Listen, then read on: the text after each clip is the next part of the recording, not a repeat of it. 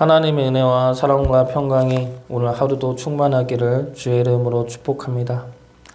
사사기 1장을 보면은 이스라엘이 가나안 족속을 몰아내지 못하고 점점 동화되어 가고 타락해 가는 모습을 보게 됩니다.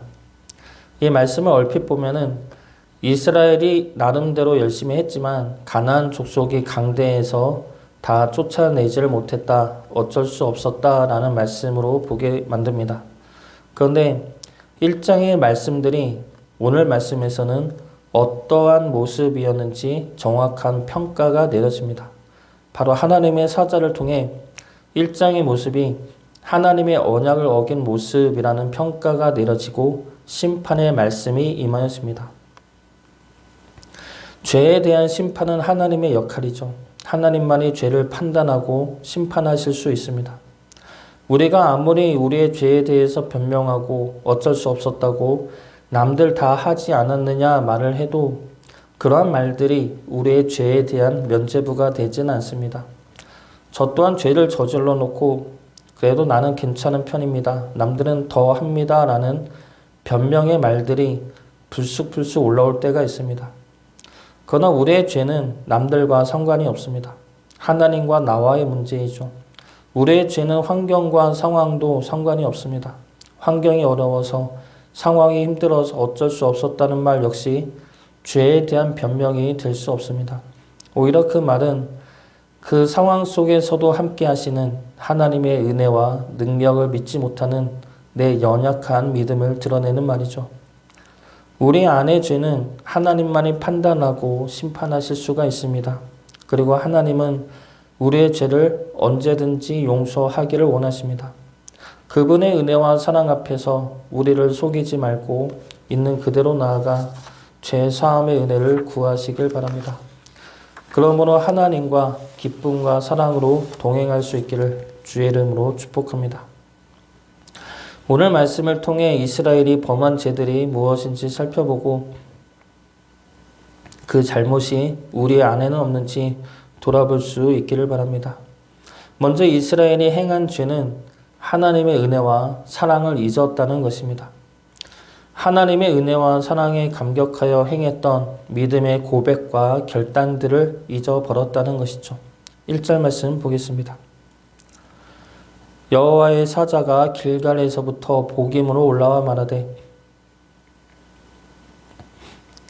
여호와의 사자가 이스라엘을 향하여 말하는데 여호와의 사자가 어디서부터 옵니까? 길갈에서부터 올라오죠. 여호와의 사자면 하늘에서 내려와야 하지 않습니까? 아니면 복임에서 말할 거면 복임에 바로 나타나면 되지 않습니까? 그런데 왜 굳이 길갈에서부터 올라와서 말을 합니까? 길갈은 이스라엘 백성들이 요단강을 건넌 후에 처음으로 도착한 곳입니다. 하나님은 그 길갈에서 이스라엘 백성들에게 세 가지를 행하게 하십니다. 먼저 할례를 행하게 하시죠. 할례를 행하게 하신 것은 무엇입니까?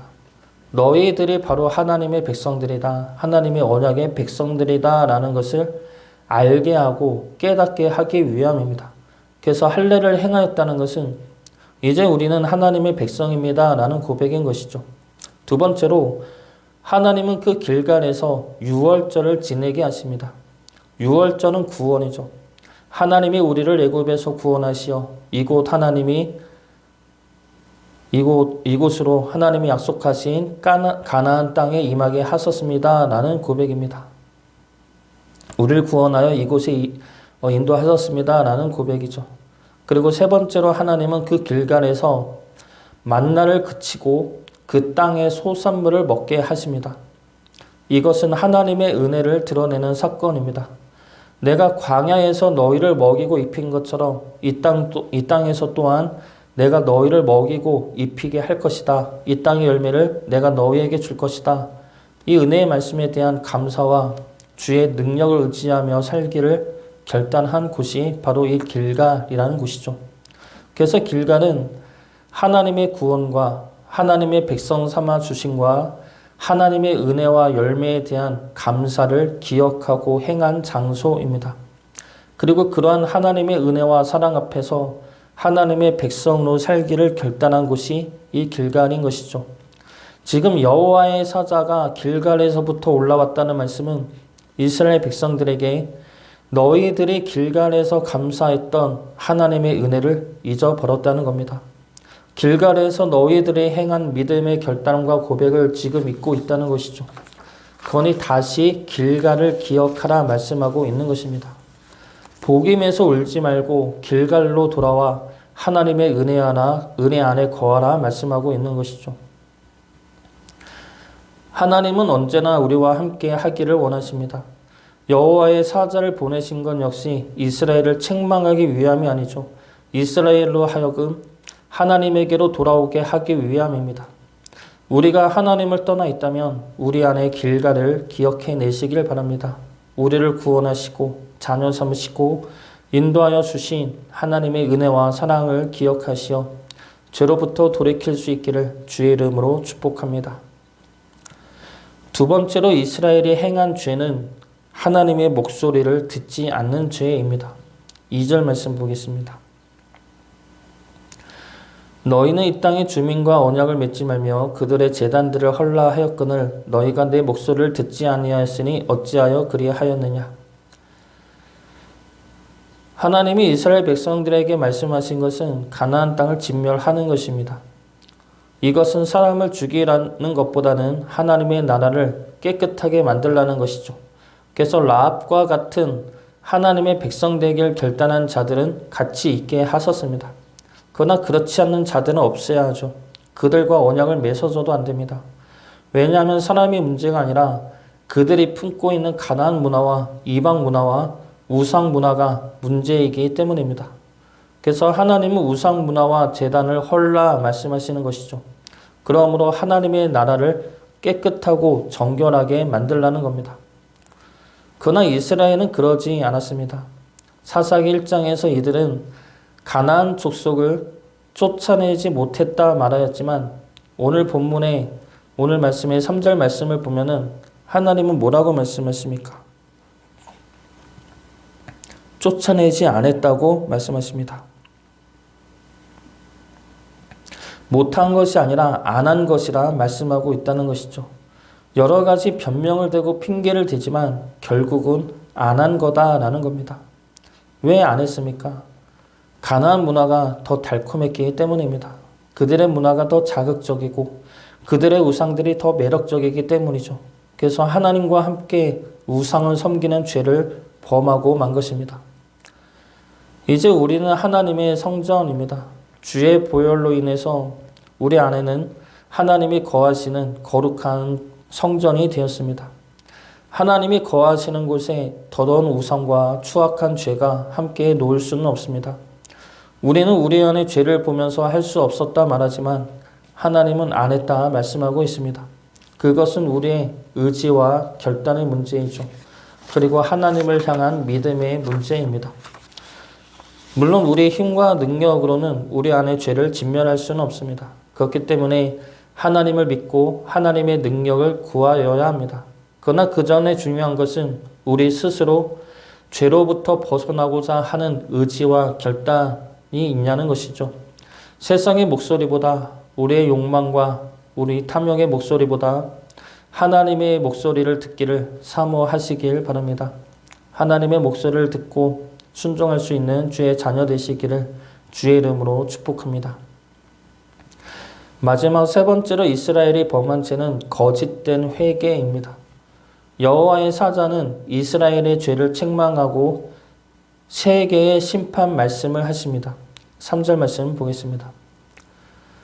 그러므로 내가 또 말하기를 내가 그들을 너희 앞에서 쫓아내지 아니하리니 그들이 너희 옆구리에 가시가 될 것이며 그들의 신들이 너희에게 올무가 되리라 하였노라.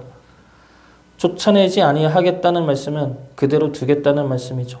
하나님의 말씀은 우리를 위한 말씀입니다. 그럼에도 불구하고 우리는 하나님의 말씀을 듣지 않고 잘못된 소리를 듣고 잘못된 길을 갑니다.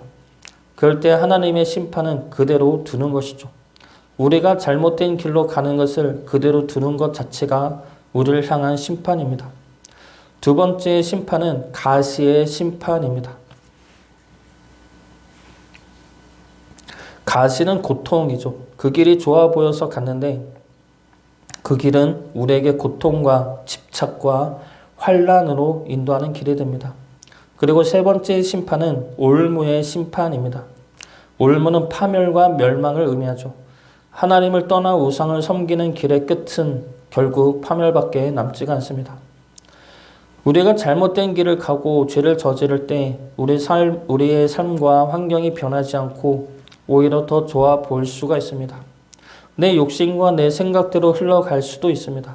그러나 그렇다고 해서 그것이 죄가 아닐 수는 없습니다. 그리고 그것이 하나님의 축복일 수도 없습니다. 오히려 그 자체로 그대로 내버려 두는 것이 하나님의 심판일 수가 있습니다.